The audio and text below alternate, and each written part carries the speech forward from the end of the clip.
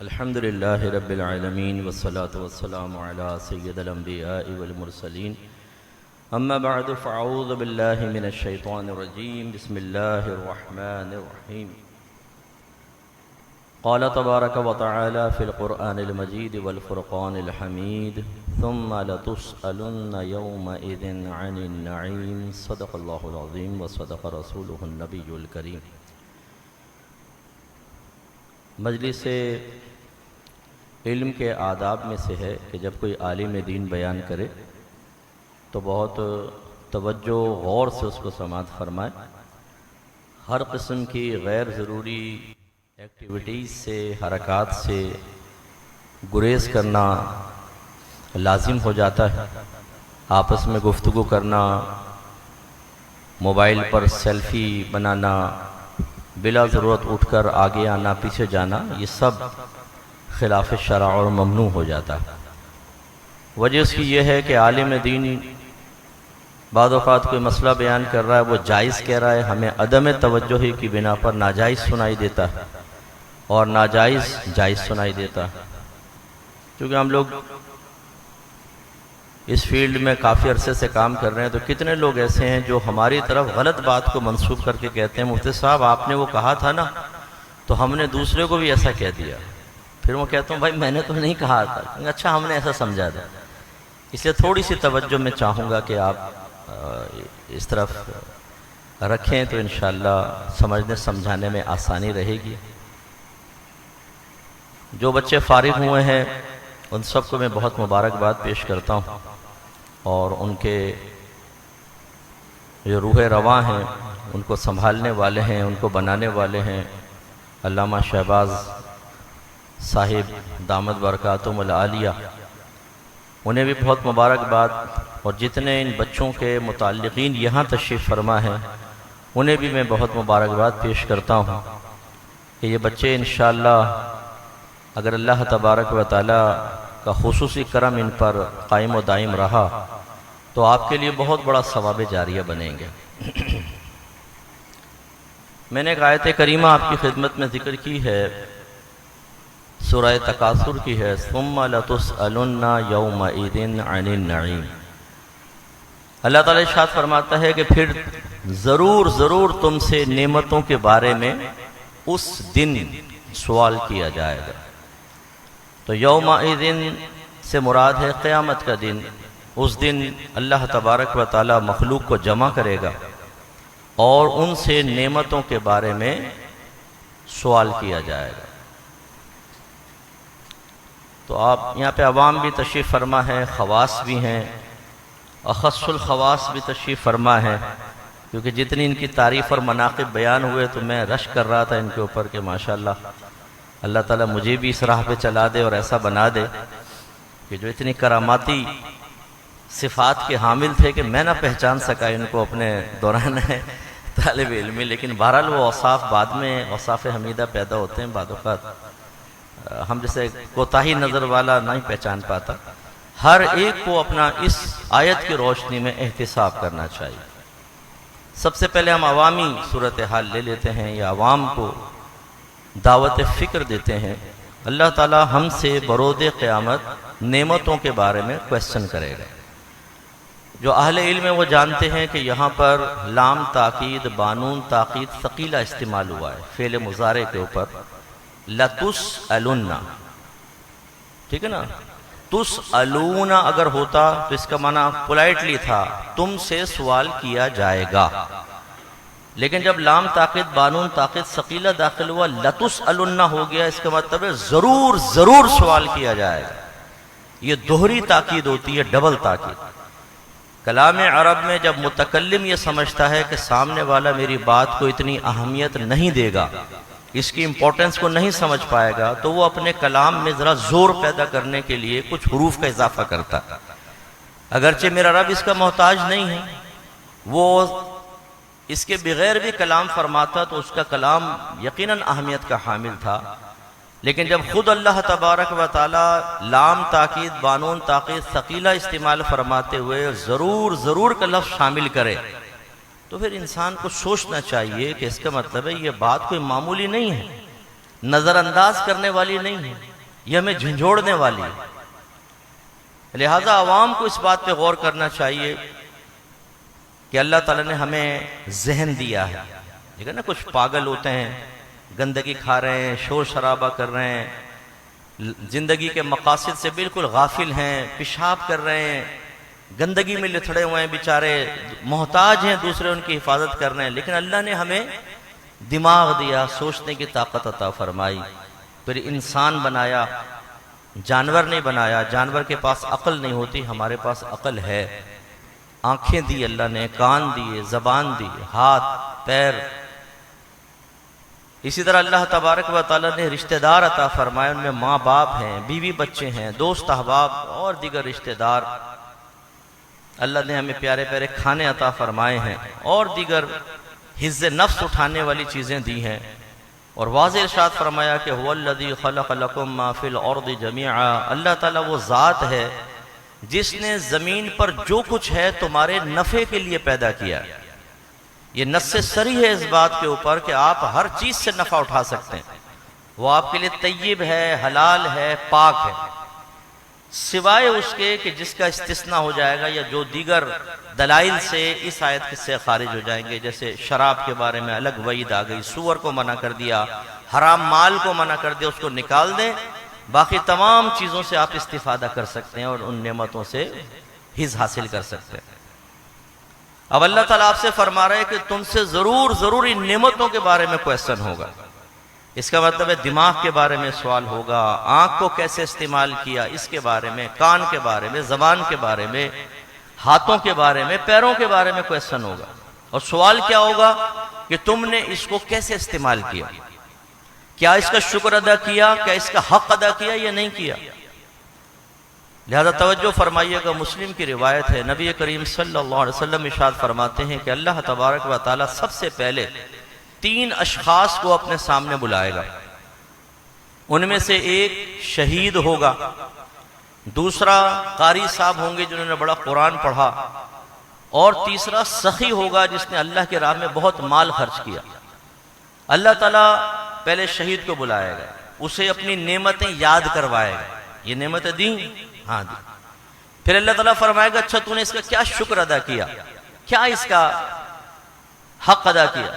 वो जवाब में कहेगा कि या रब्बे करीम, मैंने तेरी राह में जिहाद किया, हत्ता कि अपनी जान तेरी राह में कुर्बान कर दी। अल्लाह ताला जवाबन इरशाद फरमाएगा, तूने झूठ बोला, तूने इसलिए शहादत हासिल की ताकि तुझे शहीद कह लिया जाए, मशहूर होने के, और वो तो तुझे कह लिया गया। फिर कारी साहब का नंबर आएगा, हाँ भाई तुमने नेमत तुम्हें मिली, जी हाँ मिली, क्या किया, मैंने कुरान पढ़ा और कुरान पढ़ाया, कुरान की तिलावत की। अल्लाह ताला फरमाएगा और कहेगा क्या, तेरी रिज़ा की खातिर। अल्लाह ताला फरमाएगा तूने झूठ बोला, तूने इसलिए कुरान पढ़ा ताकि तुझे कारी कह लिया जाए, सो वो तो तुझे कह लिया गया। फिर सखी को लाया जाएगा, उसको नेमतें याद दिलाई जाएंगी, वो इकरार करेगा। अल्लाह ताला फरमाएगा जवाबन क्या किया, वो कहेगा या रब्बे करीम, मैंने तेरी राह में अपना पैसा खूब खर्च किया। अल्लाह ताला फरमाएगा कि नहीं, तूने झूठ बोला, तूने इसलिए पैसा खर्च किया ताकि तुझे सखी कह लिया जाए।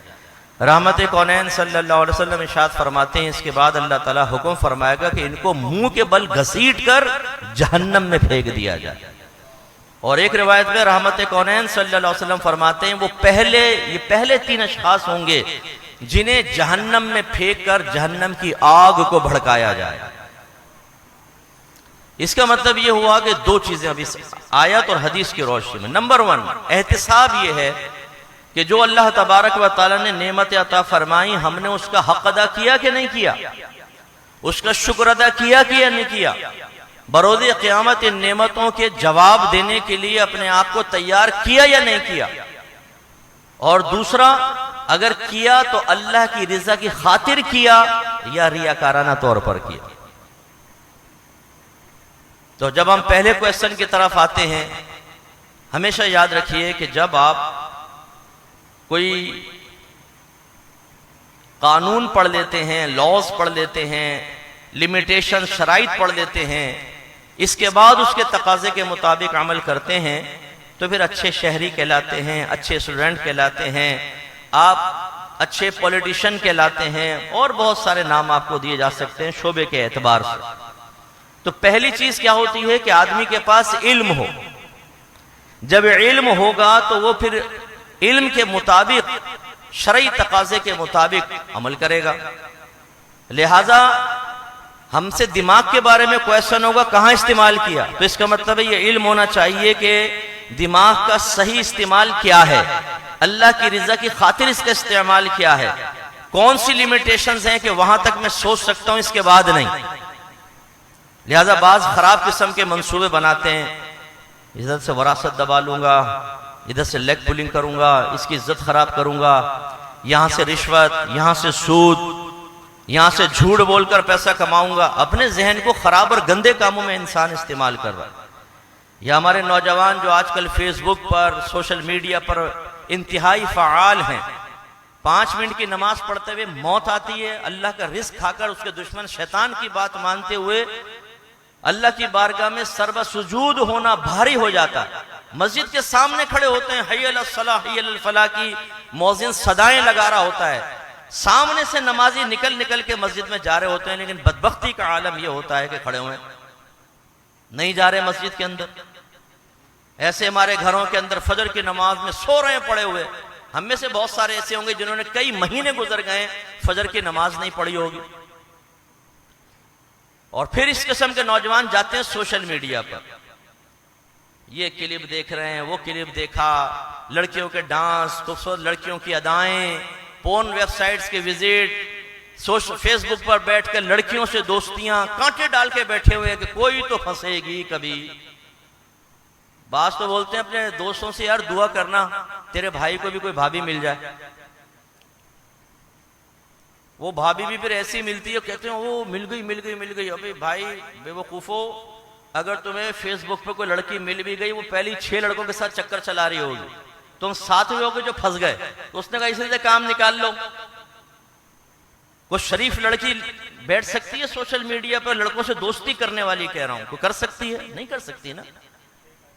और वो आप ये देखेंगे हमारे बहुत से नौजवान ना रश्क भरी निगाहों से देखते हैं सोशल मीडिया पर, एक स्वीडन की लड़की से दोस्ती हो गई, वो पाकिस्तान आ गई, निकाह हो गया। आपने रश्क भरी निगाहों से तो देख लिया, अब जरा उसके घर पर जाके मालूम कर लें स्वीडन वाली कितनी मुसीबत बन गई होगी। वो ना सास की सुनेगी, ना ससुर की सुनेगी, ना शौहर की सुनेगी। जब चाहे वो खाएगी, जब पिएगी, जब सोएगी। आधे वो कपड़े पहनकर बाहर निकल जाएगी चौधरियों के दरमियान, वो शौहर बेचारा परेशान हो, खींच खींच के थक जाएगा, बोलेगी फंडामेंटल मुस्लिम्स ना बनो भाई, बैकवर्ड ना बनो। स्वीडन की है ना साहब। तो ये जो जितने हमारे बहुत, आप तो अच्छे लोग हैं, मैं दूसरे नौजवानों की बात कर रहा हूं जो यहाँ एक भी मौजूद नहीं है ना, आप तो सब माशाल्लाह बहुत अच्छे अच्छे लोग हैं। वो बाहर वालों की बात कर रहा हूं, वो समझते हैं कि बाहर की औरत से निकाह हो जाएगा तो पता नहीं क्या होगा। वो गोरी चमड़ी होती है ना, तो पर्दा तो उसको करवाना ही नहीं है, वरना फिर मजा कैसे आएगा। वो 10 के सामने निकलेगी और यूं सब देखेंगे भी अंग्रेजनी आ गई, अंग्रेजनी आ गई, तो अपने को हीरो बनने का मौका मिलेगा। और कोई तो है ही नहीं सलाहियत कि हम हीरो बन जाएं, तो चलो इसी जिहद से हीरो बन जाएं। तो ये जो नौजवान होते हैं, ये फिर क्या होता है कि गंदा जहनी से महफूज नहीं रह सकते, हर वक्त गंदे ख्याल, कोई जिना का ख्याल, कभी गंदे और तस्वुरात, कभी और मसाइल। वो इसीलिए कि इल्म नहीं है, वो गंदी चीजों की तरफ आ जाता है। ऐसी बदनिगाही, बहुत सारे नौजवान ऐसे होते हैं जो रोड पे खड़े होंगे, कोई बुरके वाली भी जाएगी ना, तो वैसे हमें हुस्न जन कायम रखना चाहिए कि ये वो मुखलिस भाई है जो अपनी निगाहों की हिफाजत में एक बहन को घर के दरवाजे तक छोड़ना चाहता है ना। तो यूं देखेंगे, अबे भाई निगाह हटा ले यार, तेरी बहन, तेरी भाभी, तेरी माँ गुजर रही हो और कोई इस तरह देखे तो तुम्हें गुस्सा आ जाएगा, लेकिन तुम दूसरे की बहन के ऊपर से निगाह हटाने के लिए तैयार नहीं। नजर कुछ भी नहीं आ रहा, बुर्का पहना हुआ है, वो भी ढीला बुर्का, लेकिन ठिरक इतनी है कि वो निगाह हटाने के लिए तैयार नहीं है कि चलो ना होने से फूल नहीं तो फूल की पत्ती सही, गुलाब का फूल नहीं तो गोभी के फूल को सूंघ ले आदमी, चलो भाई ये इसी मकूले पे अमल कर ले। ये नहीं सोचते कि अब ये आंखों का इस्तेमाल कहां जायज था, कहां नाजायज था। ऐसे जबान का इस्तेमाल जब इल्मी नहीं है तो इस्तेमाल कर रहे होते हैं, कलिमात कुफ्र निकल रहे होते हैं बादों की जबान से। मैं आप सबसे कहता हूं अपनी बीवियों को लाजिम आप भी सीखें और अपनी बीवियों को कलिमाते कुफर का इल्म सिखाएं, वरना ये हो सकता है आपको पता भी ना हो और आपकी बीवी किसी पड़ोसन के साथ बातें करते हुए कोई कलिमा कुफर जबान से निकाले, उसका ईमान खत्म हो जाए और आपका ताल्लुक उसके साथ हराम ताल्लुक शुरू हो जाए। आपके नबी करीम सल्लल्लाहु अलैहि वसल्लम ने फरमाया कि बाज़ औक़ात इंसान जबान से कलिमा निकालता है और उसे उसकी अहमियत का और कबाहत का एहसास भी नहीं होता, लेकिन वही कलिमा उसे जहन्नम में ले जाने का सबब बन जाता। ऐसे हाथों का इस्तेमाल, ऐसे सितर का इस्तेमाल, शादी तो कर लेते हैं, शादी के बारे में मालूम ही नहीं। और मैं हम जब इस किस्म की बातें कहते हैं, बाज लोग कहते हैं कि साहब ये ऐसी बातें, क्योंकि हमें बड़ी अजनबी सी महसूस होती हैं कि अगर हम रिलेशन के बातें करें या कोई, हालांकि हमारे मजहब का हिस्सा है। बाहर के मुल्कों में तो सेक्स एजुकेशन करवाई जाती है बाकायदा, हमारे यहाँ तो सेक्स का नाम ले दें और हम जैसे दाढ़ी वाले के मुंह से सेक्स का नाम ले, सेक्स, अरे भाई सेक्स कोई बुरी चीज कोई है? सेक्स तो एक सही चीज है, हमारा मजहब इसकी तालीम देता है, इसका इल्म सीखना चाहिए। शादी हो जाने के बाद बाद औकात और खुसूसन वो नौजवान कि जो सोशल मीडिया पर मुख्तलिफ चीजों के साथ ज्वाइन होकर और अपने अंदर बहुत सारी ख्वाहिशात और उमंगे बेदार कर चुके होते हैं और तालीम शरअ से बिल्कुल खाली होते हैं, उन्हें नहीं मालूम होता कि जायज रिलेशन क्या है और नाजायज क्या है। एक साहब ने मुझे मेल की, मुफ्ती साहब वैसे तो मैं जानता हूं कि ये गुनाह है, लेकिन मैंने कहा चलो आपसे पूछ लो। ये सादतें मुझे बख्शते रहते हैं ना, बड़े इल्म होते हैं, सातवें आसमान पर होते हैं, लेकिन हम जैसे जो कम इल्म होते हैं कभी उनको भी सादत बख्श देते हैं कि चलो इनसे भी पूछ लो। तो वैसे तो मैं जानता हूं ये गुनाह है, लेकिन ज़ौजा के साथ ये मामला जायज है कि ना जायज? मैंने कहा ये बिल्कुल जायज है और इमाम आजम अबू हनीफा रदी अल्लाह तआला अन्हु ने फरमाया कि अगर अच्छी नीयत के साथ हो तो उस पर सवाब का तरत्तुब भी होगा। फिर वो इस्तिग़फ़ार और लाहौल के वजीफों की तरफ बढ़ गया फौरन कि ओहो अच्छा ये तो मुझे पता ही नहीं था। जब पता ही नहीं तो सीखो ना भाई, हालत हैज में ज़ौजा से कितना ताल्लुक कायम कर सकते हैं कितना नहीं, बहुत सारे लोग नहीं जानते। हालत हैज में बीवी से अगर जिस्मानी ताल्लुक कायम कर लिया जाए, बाकायदा दुखूल हो जाए, ये हराम है, इसे वतीय हराम कहते हैं। अगर इसमें हमल ठहर जाए, जो इस वक्त तो नहीं ठहरेगा क्योंकि जो हैज का खून है ये औरत के रहम से आता है, बच्चा दानी से आता है। फिर जब हमल ठहरता है तो ये बच्चा दानी का मुंह बंद हो जाता है और यही खून हैज 9 महीने तक बच्चे की ग़िज़ा बनता है। अल्लाह की हिकमत देखें। अब जब हैज है आ रहा है तो इसका मतलब है कि रहम का मुंह खुला हुआ है, हमल तो ठहर नहीं सकता।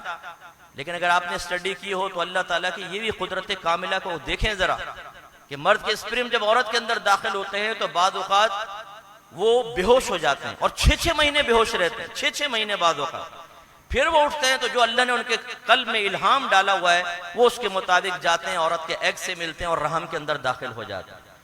तो इसलिए उस वक्त तो हमल नहीं ठहरेगा, लेकिन हो सकता है बाद में जब हैज बंद हो हमल ठहर जाए।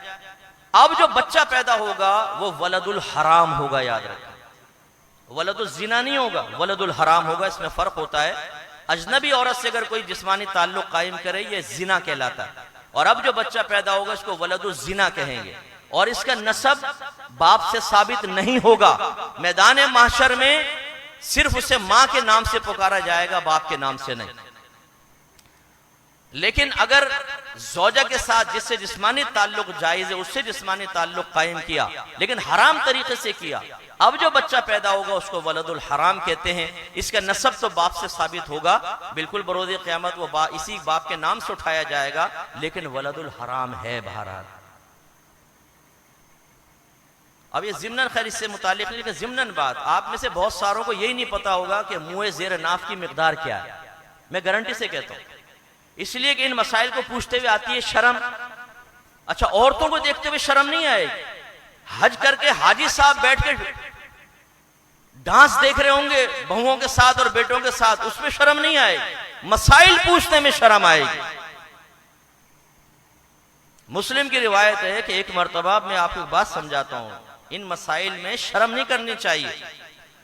सहाबा में इख्तिलाफ हुआ, अंसार सहाबा ये कह रहे थे कि अगर कोई ज़ौजा से जिस्मानी ताल्लुक कायम करे तो जब तक इंजाल ना हो गुस्ल वाजिब नहीं होगा। दीगर सहाबा जो थे मुहाजिर सहाबा वो कह रहे थे अगर जिस्मानी ताल्लुक कायम हुआ, इंजाल हुआ नहीं हुआ, दोनों पे गुस्ल वाजिब हो जाएगा।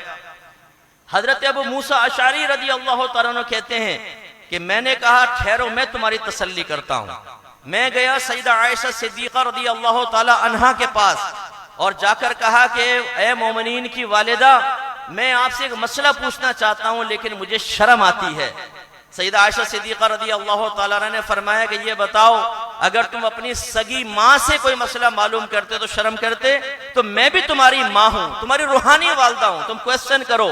कहा कि सहाबा में इख्तिलाफ हो गया है कि गुस्ल किस सूरत में वाजिब होगा, तो आपने फरमाया मैं तुम्हें हदीस सुना देती हूँ।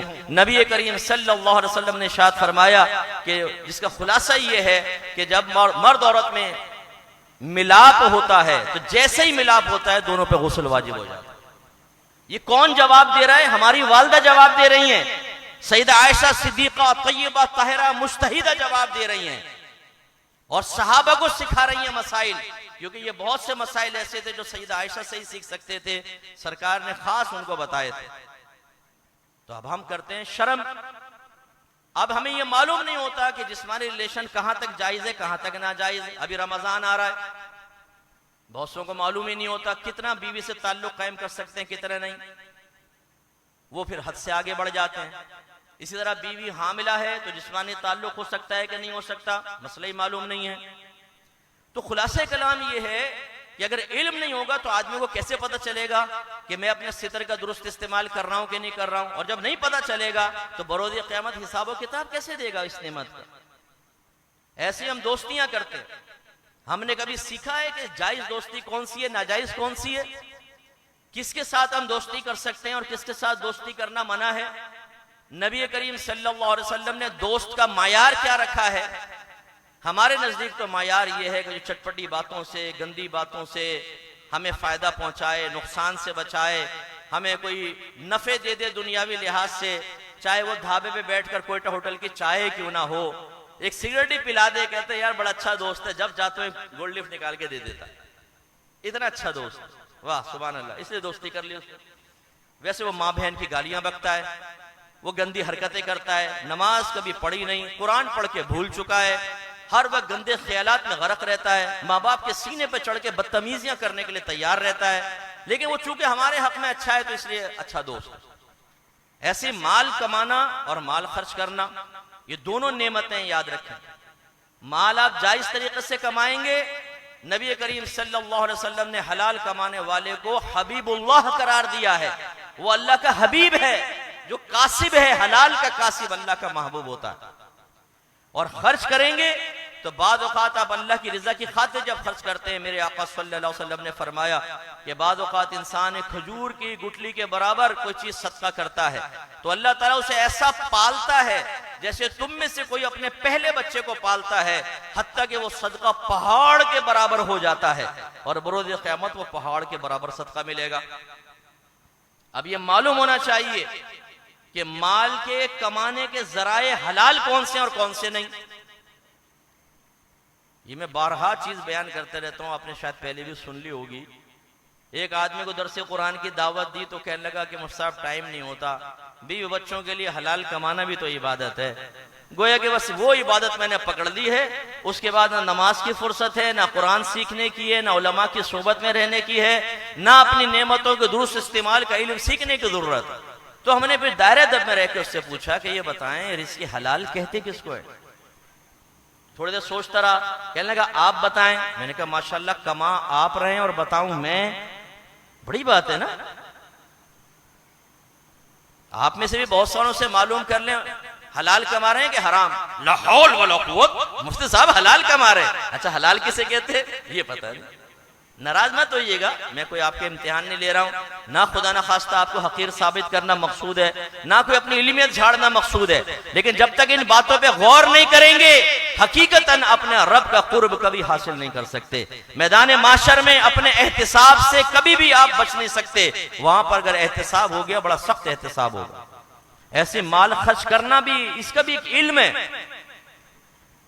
मस्जिदों में खड़े हो जाते हैं, मेरा बच्चा मर गया, मेरा ये हो गया वो हो गया, मुझे पैसे दे दें। हम फौरन नहीं भैया बेचारे को दे दो। अरे भाई फ्रॉडी होते हैं पक्के, ये इन्हें देना हराम है। जो मस्जिद में खड़े होकर अपने लिए सवाल करे, याद रखें वो हराम सवाल कर रहा है, इसको देना बहुत बड़ा गुनाह है। फुकाहा ने फरमाया अगर मस्जिद के साइल को 1 रुपया दोगे, 1 दिरहम, तो अब 70 दराहिम और खर्च करो ताकि इस गुनाह का कफारा हो जाए। ये पक्के फ्राडी होते हैं। मैं नया नया माहौल में आया, दावत इस्लामी के माहौल में, तो एक मिल गया मस्जिद के अंदर, पैंट शर्ट पहनी हुई अप टू डेट लड़का। मैं आया था हैदराबाद से, यहाँ पे चश्मे का कारोबार करता हूँ। वो मेरा ब्रीफकेस भी छीन के ले गए और जेब काट ली, सब पैसा ऐसा गया। मुझे बड़ा रहम आया क्योंकि नया नया मैं माहौल में आया था, नेकियों का जज्बा बड़े जोश में था, इल्म की कमी थी। मैंने सारे लड़कों को जमा किया, मैंने कहा निकालो पैसा, भाई की मदद करनी है। किसी से 100-50 लेके बहुत सारे पैसे, और खुश होता रहा दिल के अंदर कि मैंने कितना बड़ा नेक काम किया। उसके बाद 5-6 साल बाद जहां मैं जुमा पढ़ाता हूं उस मस्जिद में बाहर निकल रहा था तो आवाज आई। मैं हैदराबाद से आया था, चश्मे का कारोबार करता हूं, और ये कहा भाई मानूस की आवाज लग रही है भाई। देखा तो चेहरा भी मानूस था, वही था। मैंने पकड़ लिया उसको, मैंने कहा कम वक्त इंसान, तू मेरी जेबें खाली करवा कर ले गया और मेरे जरिए दूसरों की भी जेबें खाली करवाई तूने। ये फ्रॉड तो तू 6 साल पहले भी कर रहा था। वो पसीने पसीने हो गया। मैंने कहा निकल जाने तेरे टांगे तोड़ दूंगा यहाँ से, आइंदा नजर ना आना। उसके बाद से तो खैर वो मुझे नजर नहीं आया, लेकिन बाज कहाँ आएगा। हम ऐसे लोगों को पैसा दे के सोचते हैं। ये पेशावर फुकरा जो बाजार में मांग रहे यूं ही हिल रहे होंगे ना, जो अबे भाई दे दे, तुम्हें पता है ये शाम तक इंतजार करो जरा, ये दे दे क्या करेगा। ये शाम को ये स्कूटर चलाएगा, वन व्हीलिंग करता हुआ निकलेगा, आप हैरान रह जाएंगे। देखें जरा, जाएं यूट्यूब के ऊपर, लिखें जाली फकीर, और फिर आप देखें कैसे कारनामे करते हैं। ऐसे यूं करेंगे, यूं करेंगे, और हाथ टूटे हुए हैं, यूं 2 मिनट में ऐसे कर लेंगे ना, और फिर एकदम ये सही एकदम करामात। हमें नहीं पता ये क्या फ्रॉड चल रहा है, पैसे दे रहे हैं, हराम है इनको देना। तावनु अलल बिर्रि वत्तक़वा वला तावनु अलल इस्मि वल उद्वान। आपका रब फरमा रहा है भलाई और नेकी के कामों में ताउन करो, बुराई और ज्यादती के काम में ताउन मत करो। बाज और 1.5 होशियार मिल जाते हैं कि मुफ्ती साहब आपको क्या पता, आपकी सोच की गहराई बहुत हल्की सी है, हमने तो साथ में जमीन तक बोरिंग करवाई हुई है, इतनी जबरदस्त सोच और फिक्र है। देखे ना मुफ्ती साहब अल्लाह के लिए मांग, उसकी नियत उसके साथ, हमारी नियत हमारे साथ। अच्छा, अभी कोई आपके वालिद को गंदी माँ बहन की गाली बके और फिर कहे अल्लाह के नाम पर दे दे, फिर दे के बताओ जरा, 2 थप्पड़ लगाएंगे, तेरी ऐसी की तैसी। हम लोग छोटी छोटी बातों पे पूरी जिंदगी रिश्तेदारों से कतई ताल्लुक किए बैठे हैं। क्यों किए बैठे हैं? हालांकि हराम है कतई ताल्लुक करना। छोटी छोटी बातों पर अपने ऊपर आए तो साहब अकले काम करने लग जाएं और कतई ताल्लुक, और अगर अपने ऊपर ना आए, अपनी अकल कहीं काम कर रही हो, तो फिर मुफ्तियान किराम के मशवरे भी इतने से महसूस होते हैं, मुफ्तियान किराम भी इतने से महसूस होते हैं। ये बताओ, अगर एक नौजवान आपके पास आए और कहे कि तुम्हें अल्लाह का वास्ता, तुम्हें खुदा का वास्ता एक हीरोइन की सिगरेट तो पिला दो, तो आप फौरन निकाल के हीरोइन भर के देंगे उसको, ये ले बेटा पी ले, भाई अल्लाह के लिए मांगी थी। अरे भाई कैसे जायज हो सकता है? एक आ जाए जी खुदा के वास्ते मुझे टीटी दिलवा दो, थोड़े से मोबाइल छीनने, ये वादा करता हूं 25% आपको भी सदका दे दूंगा। करेंगे आप? नहीं करेंगे, इसलिए कि ये हराम है। और इसी के ज़िम्न में अब ये लफ्ज़ ने सदका इस्तेमाल किया। ज़हन में रखें, जो हराम में कतई हो, अगर उसे सदक़े की नियत से, यानी अल्लाह ताला की रिज़ा की खातिर सदका करेंगे, कहीं देंगे, इंसान दायरे इस्लाम से खारिज हो जाएगा। इसका मतलब है इल्म सीखना कितना जरूरी हुआ। ऐसे ही बहुत सारे यहाँ पे माशाल्लाह सरताज बैठे होंगे, शादीशुदा हैं आप, शोहर हैं, सरताज तशरीफ फरमा है, हाकिम, औरत पर हाकिम, लेकिन ये पता ही नहीं है कि हाकिम की जिम्मेदारियां क्या है। हाकिम होना एक नेमत है ना अल्लाह की। देखें आपकी शादी होती है, चाय आ रही है, खाना आ रहा है, स्त्री शुदा कपड़े आ रहे हैं, बीवी से बातें कर रहे हैं, हिज़्ज़े नफ्स भी हासिल कर रहे हैं, बच्चे भी हासिल हो रहे हैं, पूरा घर साफ सुथरा आपको मिल रहा है। अगर बात सलीका औरत हो तो उसकी बात कर रहा हूँ, वरना बास तो आने के बाद पूरे घर का बेड़ा गर्क कर देती हैं। वो इतनी गंदी और गलीज होती हैं, यहाँ पिचकारी, यहाँ पिचकारी, और गंदा वो पड़ा हुआ है पूरा घर। सिंक में जाकर देखो तो मक्खियां बरस रही हैं उसके ऊपर, आटा खुला हुआ है, गूंद के आटा छोड़ दिया, उस पर काली मक्खियों की तह। आप ये समझेंगे दूर से काला शायद कोई कपड़ा डाला हुआ है, लेकिन जब करीब जाएंगे यूं हिलाएंगे तो कपड़ा उड़ जाएगा हवा में और बिखर जाएगा मक्खियों की शक्ल में। ऐसी इनकी बात नहीं कर रहा हूं। अब ये ऐसी जोजा मिल गई, ये सब नेमतें हैं। इन नेमतों के बारे में क्वेश्चन होगा, कैसा आपने बीवी का हक अदा किया, अपने फराइज पूरे किए कि नहीं किए, बीवी की तरबियत जो करनी थी वो तरबियत पूरी की या नहीं की, ये सब इसके बारे में क्वेश्चन होगा। और वो इल्म के बगैर नहीं हो सकता। ऐसे ही बच्चे हो जाते हैं, पहला बेटा, दूसरा बेटा, तुम्हारी बात नहीं कर रहा हूं, तीसरा बेटा, चौथा बेटा, छोड़ोगे चलेंगे ना। कितने बच्चे? माशाल्लाह 4 बेटे हो गए। भाई 4 बेटे तो हो गए, बीवी भी आपकी बड़ी वो अवार्ड ले रही है सबसे, 4 बेटों की माँ हो गई। भाई सब पूरा खानदान हैरत से देख रहा, 4 बेटों की माँ हो गई। भाई तुम्हारा क्या कमाल, जिसके यहाँ बेटी पैदा हुई उसमें उस बेचारी का क्या कसूर, और जिसके यहाँ बेटा पैदा हुआ तो औरत का क्या कमाल। लेकिन हमारे यहाँ ये जहालत भी बड़ी रासिख हो गई है कि अगर एक बहू के 3 बेटियां हो गई तो सास उसको इतनी अहमियत नहीं देगी। जिस बहू के 3 बेटे होंगे उसके लिए खुद सास दूध लेकर आएगी ना। भाई वारिस दिए इसने, वारिस। अच्छा, ये वारिस ने कारनामा कौन सा करना, ये कौन सा वली बन जाएगा, ये आलिम बन जाएगा, फ्राडिया बनेगा। अगर आप तरबियत नहीं करेंगे तो फ्राडिया बनेगा, ना मुल्क के काम आएगा, ना मजहब के काम आएगा। कल आपके लिए दर्द सरी बनेगा, कल आपके सीने पर चढ़ के बदतमीजियां करके आपको एहसास दिलाएगा। और अगर आपने रिस्क हलाल नहीं कमाया, उसमें एहतियात नहीं की, इन बच्चों के पेट में हराम उतारा, तो यही औलाद होगी जो आंखों में आंखें डालकर उस हराम के मनफी असरात को आपके सामने जाहिर कर रही होगी। तो ये औलाद जो है अल्लाह की नेमत है, लेकिन इस नेमत को हासिल करके इसका हक हमने कैसे अदा किया। बरोज़े क़यामत एक बीवी और उसके बच्चे अल्लाह की बारगाह में हाजिर होंगे।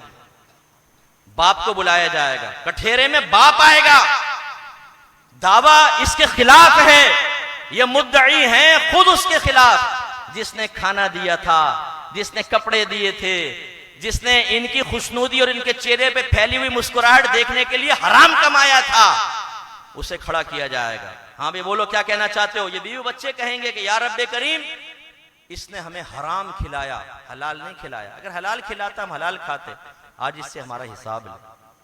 इसी तरह इतराजात होंगे तो सरकार फरमाते हैं अल्लाह ताला उसकी नेकियां निकालकर इनके नाम अमाल में डालेगा। हिसाब पूरा नहीं होगा तो इनकी बुराइयां निकाल के उस शख्स के नाम अमाल में डाली जाएंगी, और अल्लाह ताला की तरफ से हुक्म होगा इसको जहन्नम में डाल दो। तो एक फरिश्ता निदा करेगा, सरपरस्तों गौर से सुनिए, एक फरिश्ता निदा करेगा, ये वो शख्स है जो अपने बीवी बच्चों की वजह से जहन्नम में चला गया। जितने यहां उलमा बैठे हैं ना, उनको भी मुखातब कर रहा हूं, बीवी बच्चों की सही तरबियत करना। बेटा तुम भी बैठे हो, भी जो गैर शादीशुदा हो ना, ये तूफान तुम्हारे घर में भी आने वाला, पहले से होशियार हो जाओ। अपने बीवी बच्चों की तरबियत करना आपकी जिम्मेदारी है। अब वो उसको कबूल करें ना करें वो अलग बात है, लेकिन सबसे पहले आपको पता होना चाहिए कि तरबियत कैसे होती है। तरबियत का माना क्या होता है, तबलीगु शै इला कमालिही शय्यन फशय्यन, किसी चीज को उसके दर्जा कमाल तक पहुंचाना आहिस्ता आहिस्ता। या वालिद का हाल यह है कि वो बाप बन जाने के बाद बेचारा तरबियत हासिल नहीं किया होता तो बच्चों की तरबियत कैसे करेगा। माँ बहन की गालियां वो बके, नमाजें वो कज़ा करे, हराम वो कमाए, और बच्चों का जहन बनाए कि बेटा आज हलाल में कुछ नहीं होता, मौलवी मत बनना वरना भूखे मर जाओगे। क्योंकि कब्रिस्तान में जितनी भी लाशें आ रही हैं वो मौलवियों की आ रही हैं, और सब भूख से मरे, सारे के सारे। उनके बीवी बच्चों के जनाजे आ रहे हैं, भूख से तड़प तड़प के मर गए। क्योंकि जो दाढ़ी वाला होता है, जो नेकी पे चल रहा होता है, जो कुरान और हदीस पे अमल करता है, अल्लाह ताला उससे रिस्क को रोक लेता है। और जो शैतानियत करता है, जो फसाद करता है, जो अल्लाह के कानून को तोड़ता है, जो हराम कमाता है, तो अल्लाह की नेमतें उसकी तरफ मुतवज्जे होती हैं, अल्लाह की रहमत उस पर नाजिल होती है। बेटा चाचा भी आ जाता, देखो बेटा हमारी बात मानो, तुम्हारे चाचा ने देखो 4 बंगले बना लिए। चाचा जी ये बंगले कब्र में नहीं जाएंगे, तुम्हें पता चलेगा। आज तुम आके किसी के बच्चे को हराम का रास्ता दिखा रहे हो, कल फरिश्ते तुम्हें जो मार लगाएंगे तुम्हें मालूम होगा। किसी की आखिरत बर्बाद करने का अंजाम क्या होता है तुम्हें पता चलेगा। यहां तुम आके मशवरा देते हो, अगर माँ बाप राजी भी हो जाएं कि बच्चे को आलिम बनाए, मुफ्ती बनाए, तुम्हें क्या तकलीफ होती है? तुम घुस जाते हो बीच में। भाई देखो, मौलवी बनाओगे, आज मौलवियों का कहीं गुजारा नहीं है। हाँ, शैतान बन जाओ, शैतानों का गुजारा है। जो नबी का वारिस बने उसका गुजारा नहीं है। आपके नबी इरशाद फरमाते हैं, अल उलमा वरसतुल अंबिया, उलमा नबी के वारिस हैं। वारिस नबी तो ख्वार हो जाएगा, और ये जो शैतान का वारिस बना हुआ ये आबाद हो जाएगा। मैं आप सबसे गुजारिश करता हूं, मेरे भाई के तरीके पे अमल कीजिएगा। मेरा भाई बेअमल आदमी है, नमाज पढ़ता है, लेकिन आप देखेंगे तो मुझ में उसमें जमीन आसमान का फर्क। जो हमने समझाना था समझाया, नहीं मानता तो कोई ठीक है, बालिग के ऊपर जोर तो नहीं हो सकता। लेकिन जब मैं माहौल में आया तो मेरे भाई के दोस्तों ने मेरे भाई को समझाया कि भैया तेरे भाई को क्या हो गया, मौलवी बन रहा है, इसको समझाओ। अभी ये इसकी उम्र नहीं है मौलवी बनने की। मौलवी बनने की उम्र कब है? जब बिल्कुल यूं हो जाना, कौन आया तब मौलवी बनना। जवानी में कोई मौलवी बनते हैं? जब पेट में हाथ नहीं, मुंह में दांत नहीं, तब मौलवी बनते हैं। इनके नजदीक, आपकी बात नहीं कर रहा हूं, इन लोगों के नजदीक। मुझे कहा कि अपने भाई से कहो, अभी तो जवान है, अभी क्या कर रहे हैं? मेरे भाई ने जवाब दिया, देखो अगर हमें अमल की तौफीक नहीं है ना तो हम किसी को रोकेंगे भी नहीं। ये जवाब मेरे यहां फिट है। अभी तक कितने साल हो गए, लेकिन अच्छा जवाब दिया। खुदारा आप में अगर कोई ऐसा बैठा हो जो दीन के लिबादे में दीन का दुश्मन हो, जो दीमक की तरह अपने दीन को चाट रहा हो और उसको खत्म करना चाहता हो, दीन की इमारत गिराना चाहता हो, गलत मशवरों के साथ अपने बच्चों को रोकने की वजह से, दूसरों को गलत मशवरा देकर उनके बच्चों को रोकने की वजह से आखिरत बर्बाद हो जाएगी। याद रखो, जिसने दीन के खिलाफ, उलमा के खिलाफ कभी भी कोई काम किया वो कभी राहत नहीं पाएगा। आपके नबी ने इरशाद फरमाया, आलिम बनो या इल्म सीखने वाले बनो, या आलिम की सोबत में रहने वाले बनो, या आलिम से मोहब्बत करने वाले बनो। फिर फरमाया, पांच में मत बनना वरना हलाक हो जाओगे। उलमा का मजाक उड़ाने वाले, उलमा की लेग पुलिंग करने वाले, सोशल मीडिया पे उनके जोक्स बनाने वाले, वो सब के सब हलाक होंगे, आपके नबी ने फरमाया। तो अब ये औलाद की तरबियत अगर नहीं की, अल्लाह ताला बरोज़ क़यामत क्वेश्चन करेगा। आप और मैं भी जरा सोचें, हमने क्या अपनी औलाद की तरबियत की है? ऐसा तो नहीं उन्हें हराम खिला रहे हैं, ऐसा तो नहीं बच्चा पड़ा हुआ सो रहा है हम फजर में उठा नहीं रहे हैं। अल्लाह ताला फरमाए, वअमुर अहलका बिस्सलाति वस्तबिर अलैहा ला नसअलुका रिज़्क़न नहनु नरज़ुकुक। अपने घर वालों को नमाज का हुक्म दे और खुद भी उस पर साबित कदम रहे। हम तुमसे रिस्क का सवाल नहीं करते, रिस्क तो हम तुम्हें अता फरमाएंगे। तो अपने बीवी बच्चों को की तरबियत करना जरूरी है, और इल्म के बगैर होगा नहीं, और नहीं करेंगे तो बरोज़ क़यामत इस नेमत के बारे में भी क्वेश्चन किया जाएगा। इसलिए मैं आवाम से गुजारिश करता हूं कि आप इल्म सीखें, इल्म के करीब आएं, उलमा के करीब आएं, कोई नुकसान नहीं होगा। अगर आप ये समझते हैं कि दीन के करीब आने से नुकसान होगा तो ये बेवकूफ़ी की बात है। खुदा की कसम, आप दीन के करीब आएं, अल्लाह ताला आपको बड़ी बरकत से नवाजेगा। लेकिन जैसा आना चाहिए वैसा, ये नहीं है कि आप दाढ़ी रखने के बाद और इमामा सर पे सजाने के बाद फिर नमाजें कज़ा करें, गलत दोस्तियां फिर भी कायम रखें, मुंह से गालियां निकल रही हों और एहतियात कुछ भी ना हो, रात के 2:30 बजे अंदर से दरवाजा लगा के बैठ गए जी दोस्तियां करने के लिए। फिर ये तो फिर आप गलत काम कर रहे हैं ना। वो तो कोई बगैर दाढ़ी वाला करे या दाढ़ी वाला करे, दोनों नुकसान का बाइस है। सही दीन की तरफ आए, सही दीन को अपने ऊपर नाफिज करें, अल्लाह तबारक व तआला आपको बरकत से नवाजेगा। मेरी अम्मी मरहुमा, अल्लाह ताला उनको जन्नतुल फिरदौस में आला मकाम अता फरमाए, वो बाद वक़्त मुझे कहा करती थी कि अकमल, मैं हैरान होती हूँ इन लोगों को, ये क्यों दीन की तरफ नहीं आते, दुनिया में ख्वार होते हैं। दीन में अल्लाह ने इतनी बरकत रखी है, क्योंकि इतना अल्लाह ने अता फरमाया, मैं आपको बता नहीं सकता। हम तो जराए रोक रोक के थक जाते हैं, हलाल जराए इतने मुतवज्जो होते हैं कि यार ये छोड़ दो, ये छोड़ दो, टाइम ही नहीं होता। रिज़्क़ हलाल तय्यब, अगर वो मिकदार में कलील भी होगा, अल्लाह इतनी बरकत से नवाजेगा, नागहानी आफात से महफूज, दीगर चीजों से महफूज। मैं तो देखता हूं, मैं कई दफा मुझे रोक लेते हैं पुलिस वाले, ठहर जाओ, इधर आ जाओ साइड में। जैसी शक्ल में निगाह पड़ दी, मुझसे आप दुआ कीजिएगा। अभी एक सार्जेंट साहब मिल गए, साइड में किया, देखा तो कहा कि वो जरा घर का मसला चल रहा है, कोई तावीज़ मिल जाए तो। वैसे तो मेरी फील्ड नहीं है, मैंने दे दिया उसको कुछ, वो माशाल्लाह ऐसा उसे घर में निखार आ गया, दूसरी दफा फिर मुझे रोका, बहुत शुक्रिया, आपने बड़ी बरकत से नवाज दिया।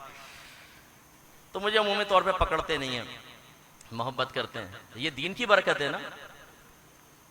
तो इसलिए मैं गुजारिश करता हूं, ये नौजवान ने जो इदारा कायम किया, ये क्यों कायम किया? पैसा कमाने के लिए, अपनी वाह करवाने के लिए? तो ज़िम्नन इसकी तारीफ कर दी या मैं इसकी तारीफ कर दूं, ये इनके अमल का बदला नहीं है, इन्हें आखिरत में मिलेगा इंशाल्लाह बदला।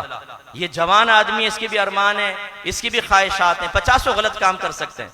ये जितने बच्चे यहाँ बैठे हैं, तकरीबन मेरे शागिर्द बैठे हुए हैं हमारे, ये उल्टे सीधे कामों में लग सकते थे ना, इन्होंने ना से उल्टे सीधे काम छोड़े, दीन की तरफ आए, आलिम बने और काम कर रहे हैं। जो नहीं कर रहे मैं उन पर अफसोस ही कर सकता हूं, बाकी जो कर रहे हैं मैं उनकी बात कर रहा हूं कि अल्लाह तबारक व तआला उनको बरकत से नवाजे।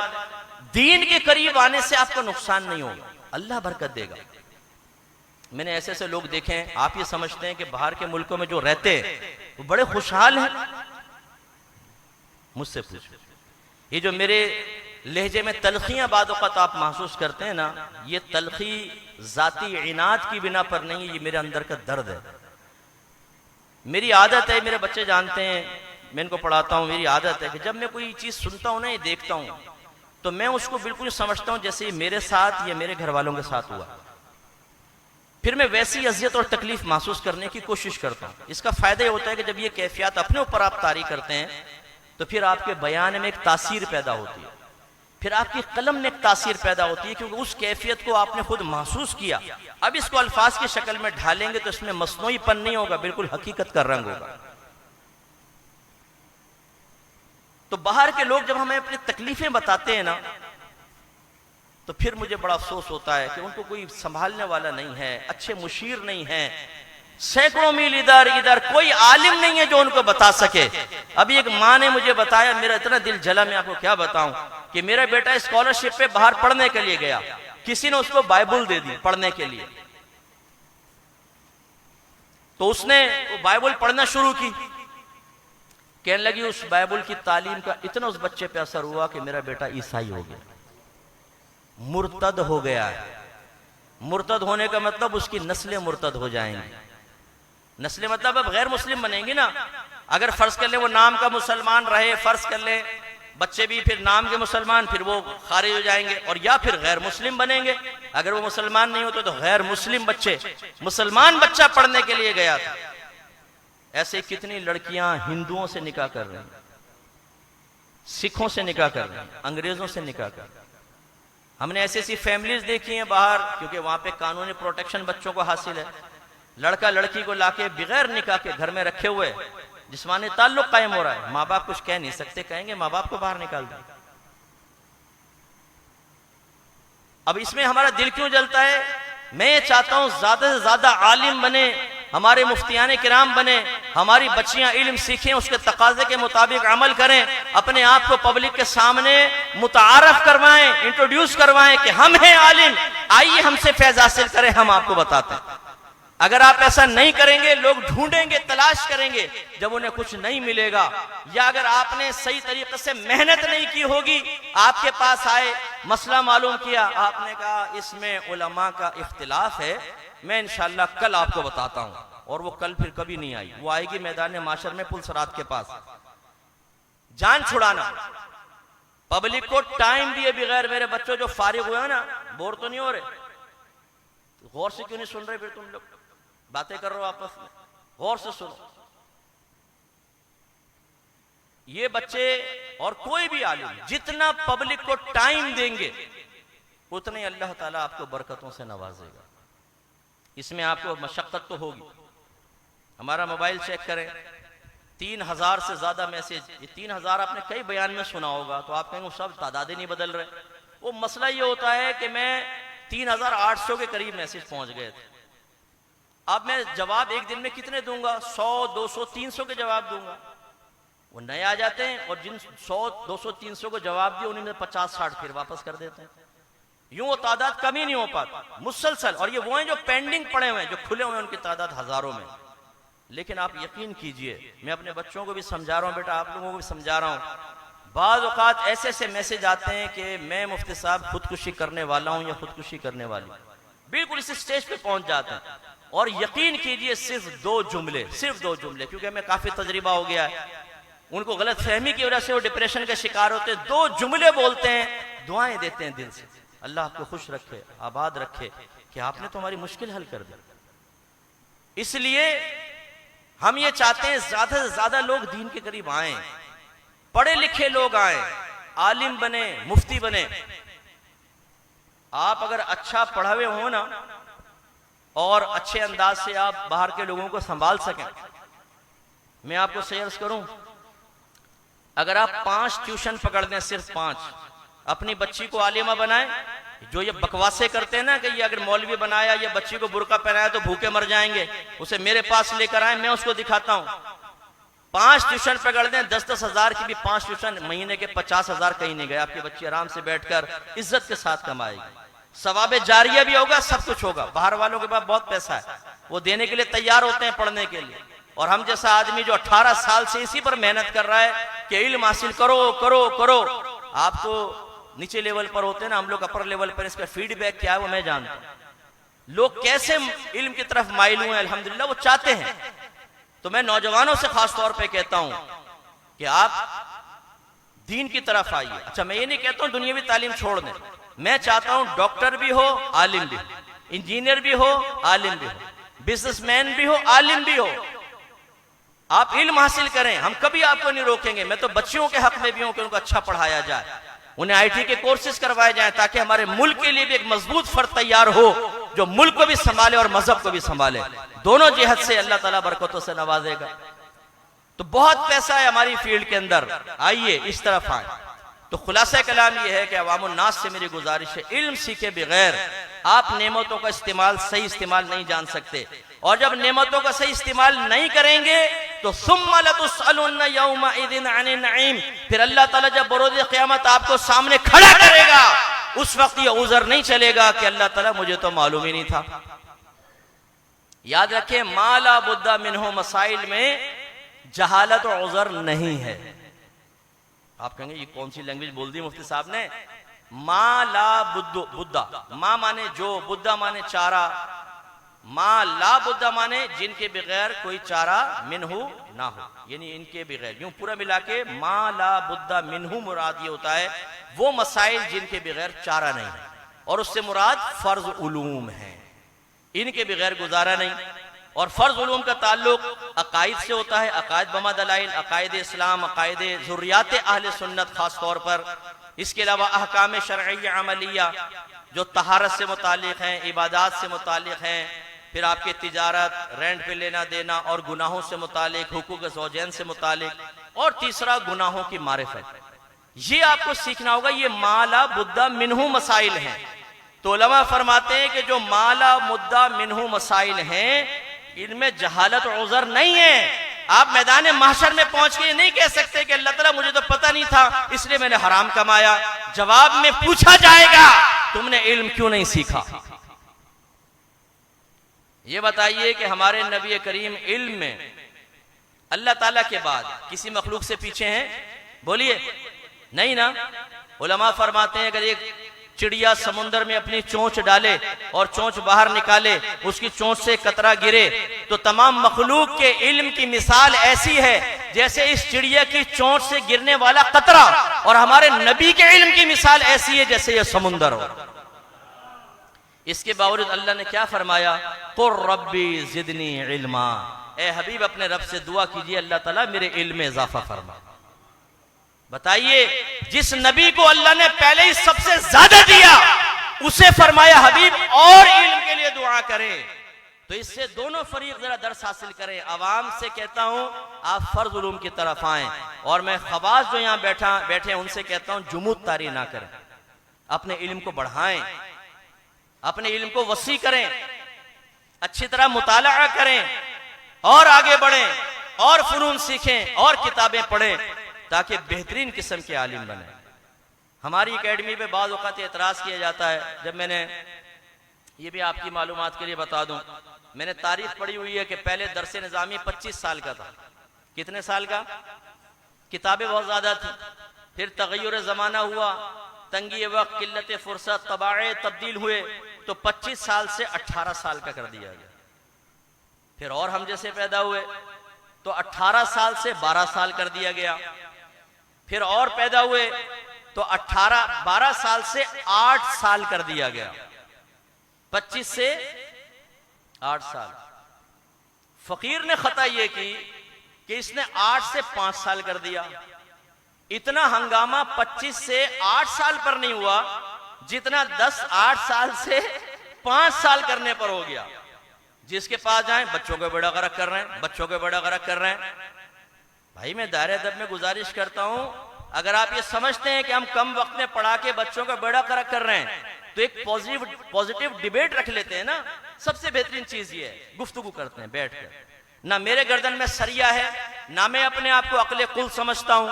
और ये मैं आपको बता दूं, मैंने जो कुछ किया पहले अपने बड़ों से मशवरा किया, अपने असातिज़ा से। सोच पहले मेरे जहन में थी, मैंने उस सोच की तौसीक अपने अकाबरीन की तायद से हासिल करने के बाद फिर हमने 5 साल का कर दिया। दावत इस्लामी ने भी 5 साल का कर दिया था।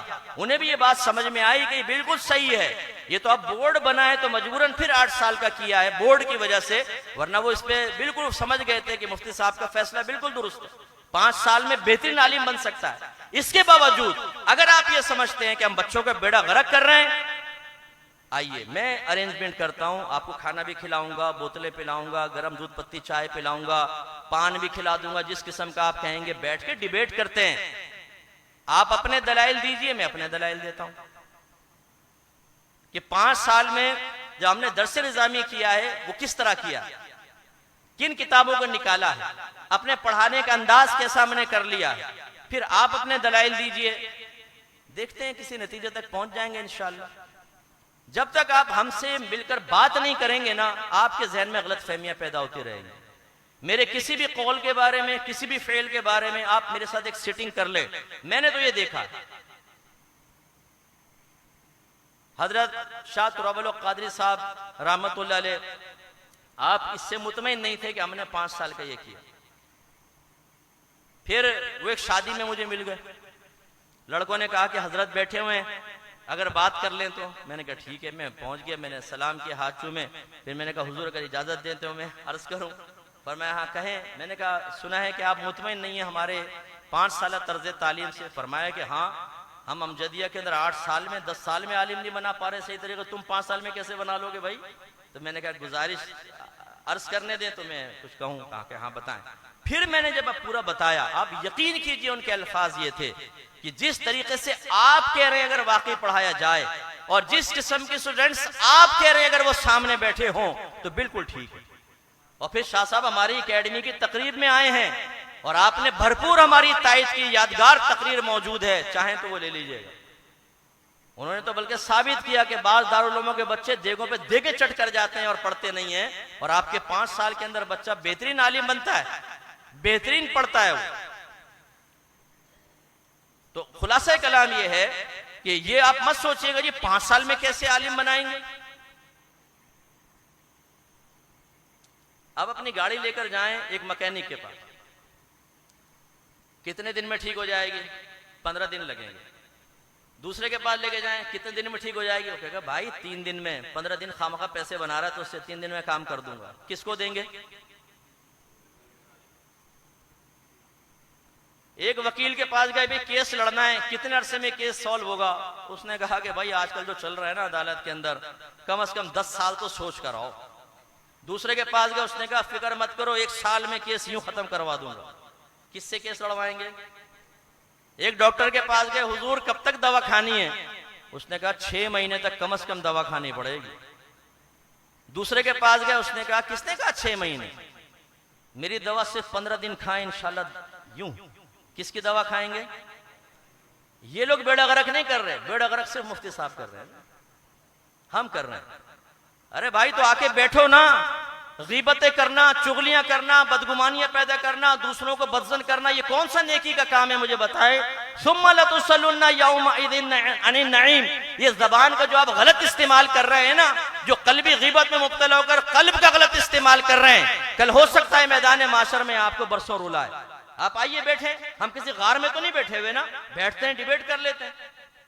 जो बड़ी बड़ी किताबें पढ़ाते हैं, इलाहियात पढ़ा रहे हैं, आप मंतिक की बड़ी बड़ी किताबें पढ़ा रहे हैं, इधर बहुत सारे उलमा बैठे हैं। मैं आपसे पूछता हूं, ये बताएं कितने तालिब इल्म ऐसे हैं कि पूरी मंतिक की बड़ी बड़ी किताबें पढ़ने के बाद उनके आभास को यहां रखने में कामयाब हो जाते हैं। मैंने आम दारुल में पढ़ा है, मैं जामे निजामिया का फारिग शुदा हूं ना। मेरे असातिज़ा बड़े बड़े उस्ताद मोहतरम थे हमारी जो क्लास थी पूरी, मैं जानता हूं ना उसको, वो सुनते थे यूं निकल जाता था ऊपर से। अब आप बस दिल को खुश करते रहे। हमने इलाहियात भी पढ़ा दी, हमने अदब भी पढ़ा दिया, हमने मंतिक फलसफे पढ़ा दिया। भाई पढ़ा दिया, बताओ बच्चों के जहन में है क्या? उन्होंने कितना महफूज किया है ये भी तो देखे ना आप। क्लास में कोई एक दो बच्चे होंगे जो बहुत ज़हीन है, दिलचस्पी रखते हैं, वो कर लेंगे, बाकी अक्सर क्लास ऐसी रहती है। अब आप बताइए, मेरे पास 5 साल एक बच्चा पढ़े, मैं वो मज़ामीन जिसको मैं समझता हूं कि उनकी बड़ी आभास अब गैर जरूरी है, यहाँ उलमा बैठे हुए हैं, बाद औक़ात वो आभास पूरी जिंदगी आपके सामने नहीं आएंगी, पूरी जिंदगी। बस या तो आप पढ़ाएंगे तो आएंगी, वरना नहीं आएंगी। हत्ता कि मैं अक्सर समझाता हूं, आप अजवफ पढ़ते हैं, सर्फ के अंदर अजवफ के कानून 16, 17, 18 कानून पढ़ते हैं, लेकिन इस्तेमाल कितने होंगे? 2 या 3 पूरी जिंदगी। बात तो आपने कवानीन ऐसे पढ़े होंगे पूरी जिंदगी उनका सीगा आपके सामने नहीं आएगा, मैं गारंटी देता हूं। हमने चीज को डीपली समझा है, हम लकीर के फकीर नहीं बनेंगे। हमने ये देखा कि शहर के नौजवान को अगर आपको एकेडमी तक लाना है, इदारे तक लाना है, इस पढ़े लिखे नौजवान को तैयार करके एक मुआशरे में बड़े इनकलाब की बुनियाद रखनी है, तो आपको अपने सिलेबस पर नजर सानी करनी होगी। ये नहीं चल सकता कि आप एक शहरी बच्चा जो जॉब भी कर रहा है उसको बिठा के कहें दरबे दरबे दरबे गर्दान याद कर ली, लाओ ये 15 जो मसादिर इस पे चढ़ा के लेकर आओ, जाओ सरफे सगीर कबीर। वो सारा दिन अपने काम पे बैठा हुआ दरब नफा के मदरूबन, नतीजा निकलेगा आखिर में का फर्राई फिर फरारन फारुन फुर्राई फिर फरारन फदा का मफरूरुन, गया गायब। यही होगा नतीजा। कितने बच्चे ऐसे, एक बड़ी शख्सियत का बेटा मेरे पास आया, मैं नाम नहीं लेता हूं, वो कहने लगा 3 साल हो गए मैं दरसनामे शुरू करता हूं, मुश्किल लगता है छोड़ देता हूं। कभी उस्ताद ही मेरे हाथ चूम के अपनी गद्दियां दे रहा होता है बैठने के लिए, तो मैं नहीं पढ़ पाता हूं। अब मैं आपके पास आया, आप पढ़ा दें। मैंने कहा बेटा पढ़ा तो दूंगा, लेकिन ये समझ लो कि शहजादा साहब बनकर आए ना, साहबजादा साहब, तो फिर यहां वो नहीं चलेगी साहबजादा गिरी। तालिब इल्म की हैसियत से आओगे, वक्त पर आना होगा, नागे करोगे, सबक याद नहीं करोगे, कमरे से बाहर निकाल दूंगा, खड़ा कर दूंगा बाहर सब तालिब इल्मों के सामने। पढ़ना है तो आओ, वरना जाओ। पहले तो सोचा उसने कि यार ये तो बड़ा खतरनाक सूरत हाल है, ये किस खर दिमाग से पाला पड़ गया। लेकिन उसने सोचा भाई इसमें फायदा, कहेंगे ठीक है मैं पढ़ूंगा। माशाल्लाह पढ़ना शुरू किया। आप यकीन कीजिए 3 महीने मेरे पास पढ़ा। उसने कहा मुफ्ती साहब 3 महीने में मैंने इतना सीख लिया है जो 3 साल में भी नहीं सीख सका। आप हमारा टीचिंग मेथड देखें, आप हमारा समझाने का अंदाज देखें, इसमें बहुत फर्क होता है, जमीन आसमान का फर्क। अगर आपको समझ नहीं हो तो यूं समझ लें, आप मेरा प्रोग्राम अहकाम शरीयत देखें, मैं फिक़ही मसाइल समझा रहा हूं ना, अगर पब्लिक को समझ में ना आए तो 18 साल से ये प्रोग्राम ना चल रहा हो, 19वां साल लग चुका है। मेरा नाम Guinness book of world record में आराम से आ सकता है, लेकिन मेरी कोई ख्वाहिश नहीं है कि मैं वहां तक रीच करूं और अपने आप को साबित करूं। कोई प्रोग्राम 18 साल तक पूरे वर्ल्ड में नहीं चला होगा, और वो भी दाढ़ी वाला, वो भी इमामे वाला, कोई खूबसूरत लड़की भी नहीं। 6 महीने खूबसूरत तरीन लड़की को बिठा दे, लोग कहेंगे हम बोर हो गए, नई को लेकर आओ। लेकिन दाढ़ी वाला ये लड़की नहीं लड़का, और लड़का नहीं मर्द, और अब तो उधेड़ उम्र का, और 18 साल हो गए, 19वां साल चल रहा है, और फिक्र जैसा खुश्क तरीन मजमून, और समझा किसको रहा है? अवाम को। आप इसी से अंदाजा कर लें। अल्लाह ताला मुझे उज्बू खुद पसंदी से बचाए। और फिर आप देखें बहुत सारे उलमा टीवी पे काम कर रहे होते हैं, वो भी मसाइल बयान करते हैं, लेकिन वो समझ में बाद औक़ात नहीं आते, या तो उनकी फील्ड नहीं होती या बाद औक़ात समझाना नहीं आता। फर्क होता है, ये मैं आपको समझा रहा हूँ। उस्ताद में फर्क होता है, टीचिंग मेथड में फर्क होता है, सिलेबस के इंतिखाब में फर्क होता है।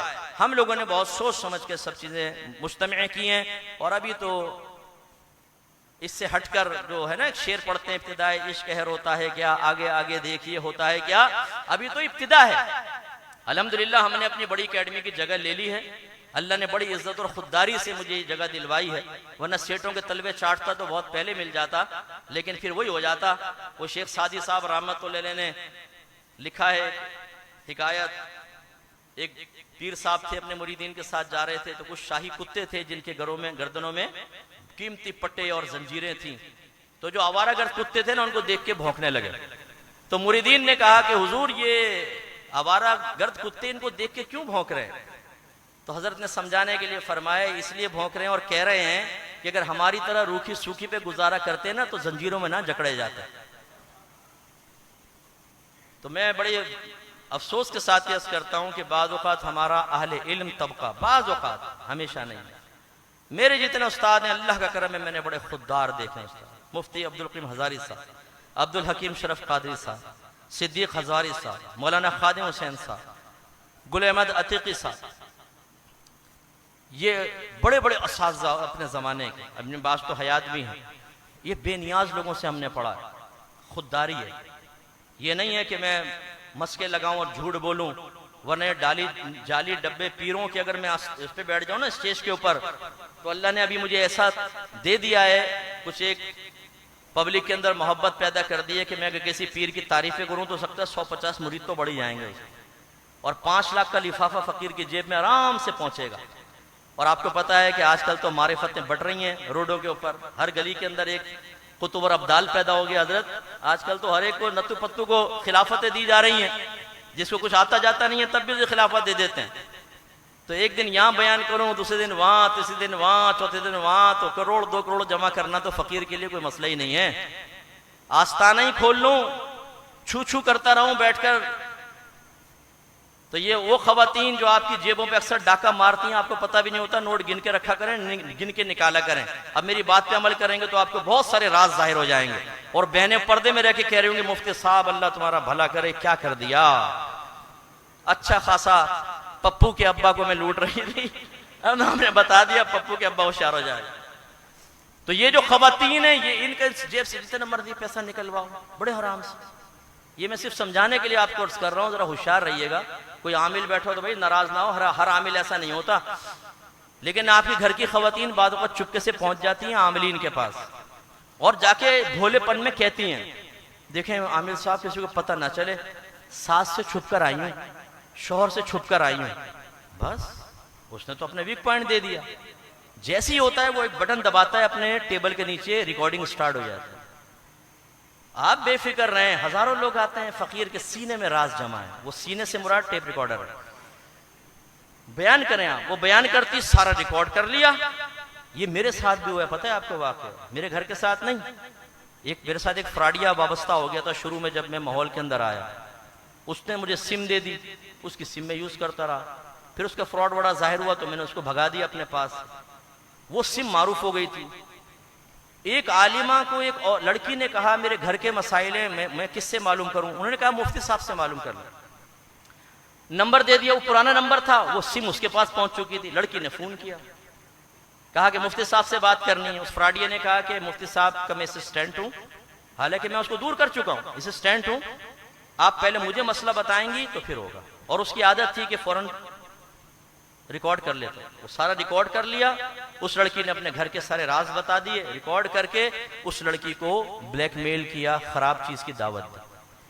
उस आलिमा को लड़की ने बताया कि ये आपने क्या मुझे किसका नंबर दे दिया? मुफ्ती साहब के असिस्टेंट ने तो ये किया मेरे साथ। उसने मुझे बताया, फिर मैंने कुछ ऊपर के लोगों से बात करके फिर उसको जरा सबक सिखाया थोड़ा सा, तो फिर वो बाज आया। ये मैं आपको समझा रहा हूं, अपने घर की औरतों को रोकिए, इन जाली आमिलों के पास हरगिज ना जाने दें। ये पक्के फ्रॉड ये होते हैं, ब्लैकमेल करेंगे। और ब्लैकमेलिंग 2 तरह की होगी, एक माल और एक जिना। आपने पिछले दिनों एक आमिल पकड़ा गया था, वो औरतों को इस तरह ब्लैकमेल करके उनके साथ खराब हरकतें करता और उसकी भी वीडियो बनाता था। वो तो फिर किसी तरह लीक हुआ, पकड़ा गया, मारा पीटा उसको। अब जो वो निकली हैं सीडीज, कितने शरीफ घर बदनाम हुए। बहुत मसाइल पैदा होते हैं। अपनी औरतों को हरगिज आमिलीन के पास ना जाने दें। कोई अच्छे बादशरा हो, नेक हो, परहेजगार हो, पहले 2-4 से उनके बारे में मालूम कर लें, फिर आमिल से इलाज कराना मना नहीं है, लेकिन अच्छे आमिल के पास जाएं। फ्रॉडी के पास जाएंगे। और नौजवानों, खास तौर पे आप दिलों में अरमान पैदा कर लेना, ये कोई बुरा नहीं होता, उस अरमान को गलत तरीके से पूरा करना बुरा होता। तो ये दीवारों पे लिखा होता है महबूब आपके कदमों में, तो वो पढ़ते ही ना नौजवान सोचते एकदम वो आ जाती है लैला यूं उड़ती हुई, जानू आप कहाँ हैं? यही हूं, आ जाओ। वो भी इतना आसान भाई। फिर वो लिखा होता है हर मुराद पूरी होगी, गारंटी के साथ। भाई तेरी मुरादें पूरी नहीं हो रही, तो दीवार पे लिख लिख के हमारे पैसों का मोहताज है और बच्चों को पागल बना रहा है। नौजवानों, कभी भी इनके हाथों में ना फंसिएगा, आपको भी ब्लैकमेल करेंगे और आपसे बहुत सारी चीजें उगलवा कर फिर आपके साथ मामला खराब करेंगे, इसलिए बच कर रहिए। अब मैं ये बातें कहता हूं तो कितनों को दुश्मन बना लेता हूं अपना। बाद लोग कहते हैं मुफ्ती साहब ना करें, ये मुआशरा नहीं संवरेगा, यानी गोया के गूंगे शैतान बन जाए, जाती मफादात हासिल करें, अपने दीन को बेचें, अपनी ख्वाहिशात पूरी करें, अपनी लाइफ को बिल्कुल लग्जरी लाइफ बनाकर गुजारा करें और ऐसे मर जाएं और अल्लाह की बारगाह में जलील हो जाएं, रुस्वा हो जाएं, नबी करीम नफरत से चेहरा फेर ले, कोई बात नहीं। इतनी सख्ती ना किया करें, नरमी करें। कौन सी नरमी? जो जिस नरमी को कर करके हमारे सुन्नी नौजवानों का बेड़ा गर्क हो गया है। आज हमारी मस्जिदें खाली हैं, हमारे सुन्नी नौजवानों से मालूम करें, अपने मजहब की जुर्रियात आले सुन्नत मालूम करें जरा। आप सब हनफी हैं कि नहीं है? हनफी है ना, इमाम आजम को मानते हैं, इसका मतलब है आप मुकल्लिद हैं। बताइए तकलीद किसे कहते हैं? तकलीद शख्सी पे दलील दीजिए। एक इमाम की तकलीद क्यों की जाती है हमारे पास जवाब नहीं। हनफी है, जवाब कोई नहीं है। हमारा दर्द यह है कि लोग हमसे जब राब्ता करते हैं तो नौजवान ये कहता है कि मैं एक सुन्नी घराने में पैदा हुआ, मिलाद मेरे घर में थी, शबे मेराज, शबे बारात, 11वीं वाक़रा सब हो रही थी, लेकिन फिर मैं सोशल मीडिया पर बैठा, मैंने एक आलिम का बयान सुना, उसने कुरान और हदीस से साबित किया कि ये सब कुफ्र और शिर्क है। तो मैंने अपने बाप से पूछा, अपनी वालिदा से पूछा, अपने रिश्तेदारों से पूछा कि मुझे दलील दो, कोई दलील नहीं दे सका, तो मैंने अपने मजहब को तब्दील कर लिया। हमने अपने नौजवानों, अपने सुन्नियों में मसलक आले सुन्नत को ठोंसा है, उन्हें समझाया नहीं है। यहां तसलीत और तसल्लुत है, मानो बस करो, समझाया नहीं, दलील नहीं दी है। हमारा नौजवान 2 मिनट में यूं साइड में हो जाता। ऐसे 50 केस देखें। इसलिए हम चाहते हैं ये मुआशरा बदले। ये जो नात खान, मैं जब नात खान कहता हूं तो इससे मुराद बेअमल और नात खानी को पेशा बनाने वाले, नबी के नाम को बेच बेच कर अपने बंगले बनाने वाले हमारा मकसूद होते हैं। जो खुद नमाजें नहीं पढ़ते हैं, बेअमल होते हैं, लड़कियों से दोस्ती करते हैं, बाद औक़ात तो चर्स पीते हुए भी देखा गया है। ऐसे ऐसे ये नात खान हमारे स्टेजेस पर आकर हमारे सुन्नियों को पागल बनाकर, उनकी जेबें खाली कराकर और नौजवानों को यकीन दिलाकर कि तुम शराब पियो, जिना करो, लड़कीबाजी करो, लेकिन तुम चूंकि नात की महफिल में आ गए हो, तुम सुन्नी हो, तुम आशिक रसूल हो, इंशाल्लाह सीधे जन्नत में जाओ। नौजवान कहता है इतना शॉर्टकट, ये तो शहबाज को पिंजरे के अंदर बंद करो। 6 साल में आलिम मुफ्ती बना रहा है, ये पढ़ो, ये पढ़ो, ये पढ़ो, ये पढ़ो, फिर भी खतरा कि पता नहीं मैदान माशर में एहतसाब हो जाएगा। ये नात खान ने तो सीधा डायरेक्ट साथ में जन्नत के अंदर पहुंचाया नबी करीम के पड़ोस में।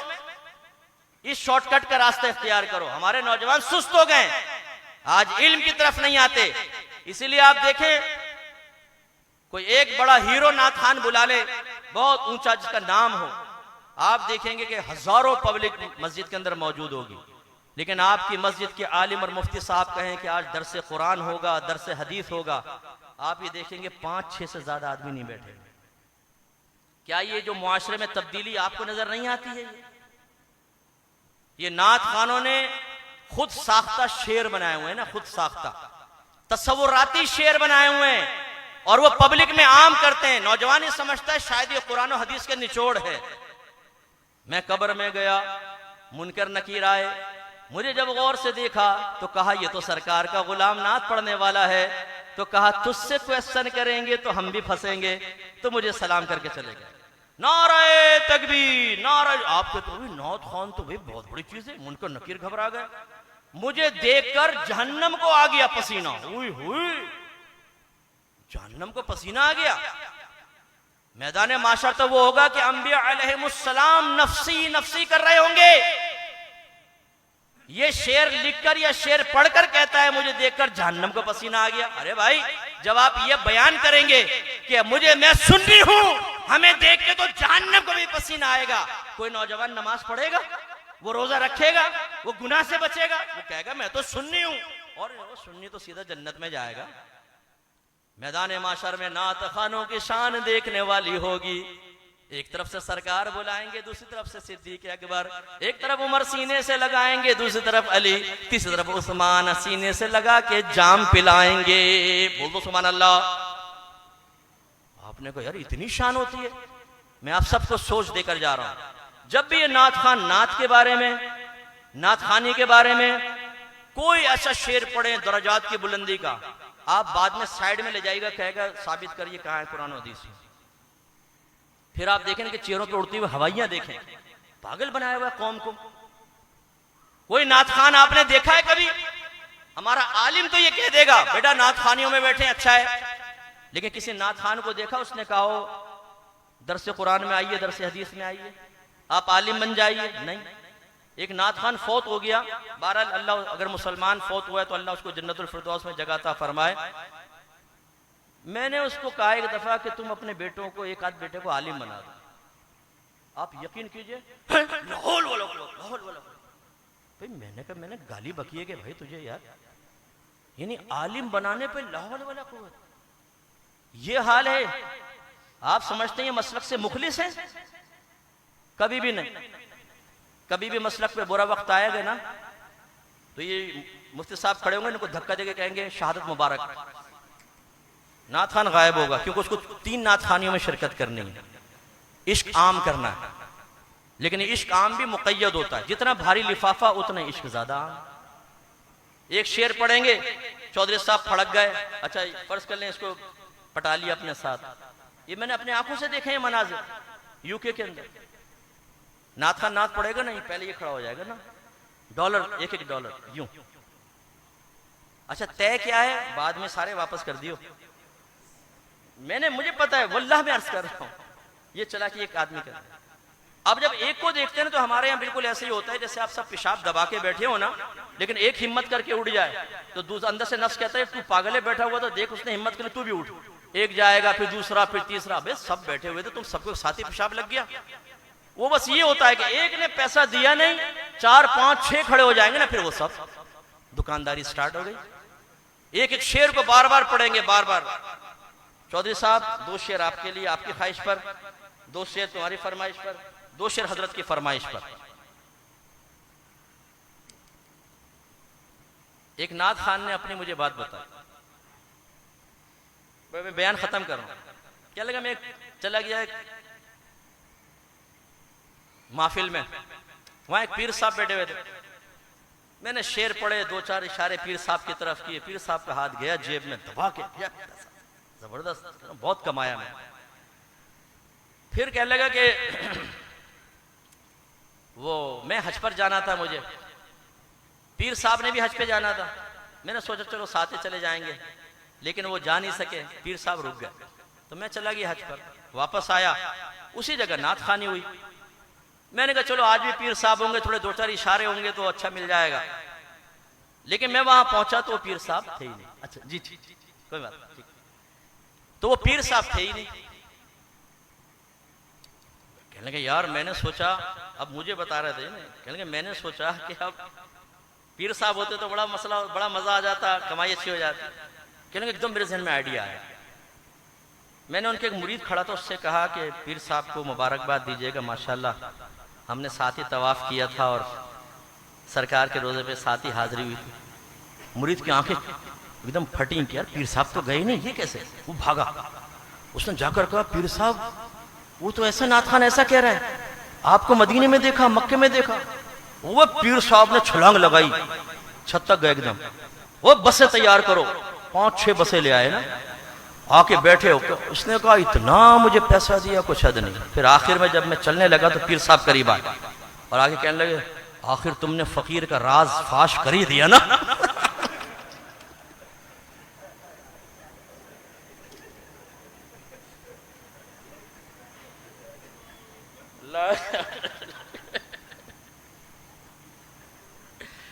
भाई नात खानो तुमसे हाथ जोड़ के माजरत, हर एक नात खान ऐसा नहीं होता, लेकिन तुम में बहुत सारे ऐसे भी होते। तो खुलासा कलाम ये है कि बस अल्लाह ना करे, ना मैं नात खानी का मुखालिफ हूँ, सुन्नी हूँ, अल्लाह के करम में हमारी रगों के अंदर नात खानी है। हम नसर के अंदर सरकार की नात बयान करते और अच्छा खुशलान नात खान हो, बाअमल हो, मैं सुनता हूँ, मुझे बड़ा ज़ौक़ हासिल होता है, अल्लाह के करम में बड़े ज़ौक़ से मैं सुनता हूँ। लेकिन जो अब बिगाड़ पैदा हुआ है, इस बिगाड़ की निशानदेही अगर मैं नहीं करूँगा तो ये जो आयत है ना, सुम्मा लतुसअलुन्ना यौमइज़िन अनिन नईम, ये मेरी तरफ भी मुतवज्जो होगी। अल्लाह ताला मुझसे अगर फरमाएगा तुम्हें इज्जत दी थी, तुम्हारे बहुत से लोग तुम्हारी बातें सुनने और मानने के लिए तैयार थे, किस चीज़ ने तुम्हारी ज़बान को रोका? पैसों ने? इनकी ज़बान से निकलने वाले तारीफ़ी अल्फाज ने? या तुमने अपनी शख्सियत को तनकीद से महफूज रखने के लिए कि मुझे कोई बुरा ना कहे, क्योंकि हमारे बाज इसीलिए कुछ नहीं कहते, यार हम क्यों बुरा बने? भाई बुरा बनना पड़ता है। हर नबी दुनिया में तशरीफ लाए, उन्होंने इस बात की परवाह नहीं की कि कौम हमें क्या कहेगी, उन्होंने उस बात की परवाह की कि अल्लाह ताला का पैगाम पहुंचाना है और कैसे पहुंचाना है। इसलिए मैं अपने बच्चों से भी गुजारिश करता हूं, भी बस आखिर में, सुम्मा लतुसअलुन्ना यौमइज़िन अनिन नईम, आपकी तरफ भी मुतवज्जे है, होशियार रहिए। अगर आपने ये जो आलिम होने की नेमत है, इल्म की नेमत है, इज्जत की नेमत है, अगर आपने इसका सही हक अदा नहीं किया तो हो सकता है मैदान माशर में अल्लाह ताला हमें खड़ा करे और हमसे हिसाब किताब है। इसलिए जो मेरे बच्चों, जो आप फारिग हो रहे हैं, बेटा दोबारा इधर देखिए, जरा उधर को ना देख, दाढ़ी छोड़ दे, ये बार बार बातें करता है, कभी इधर उधर चला जाता है। तो मेरे बेटा आप लोगों को खास तौर पर, ठीक है, आप फारिग हुए, अब आपको बड़ी मेहनत करनी है, आपको उरूज पर जाना है और ये सोच करके हमें इन चीजों का आखिरत में हिसाब किताब देना। अल्लाह ताला से दुआ है कि रब्बे करीम हमने जो कुछ सुना उस पर अमल पैरा होने की तौफीक अता फरमाए। व आखिरु दाअवाना अनिल हम्दुलिल्लाहि रब्बिल आलमीन।